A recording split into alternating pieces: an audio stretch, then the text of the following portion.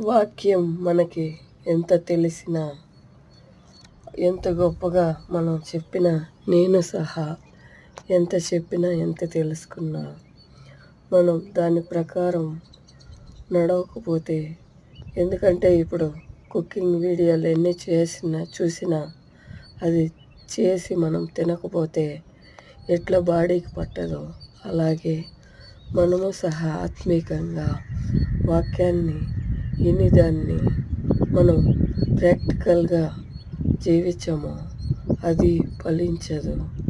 కాబట్టి మనం విని దాన్ని తీసుకొని పాటించే వాళ్ళంగా ఉందాం. ఎందుకంటే ఆత్మీకంగా బలం పొందాలంటే దాన్ని ప్రాక్టికల్గా మనం అనుభవించి తీసుకోవాలి. వాక్యాన్ని ఆత్మీయ ఫలాలు పొందాలంటే, ఆత్మఫలం వాక్యానుసారంగా ఫలం ఇవ్వాలంటే వాక్యాన్ని మనం అనుభూతి పొందాలి. మన ప్రవర్తన బాగా ఉండాలి. దేవుడికి ఫలం ఇవ్వాలని దేవుడు ఆశపడతాడు.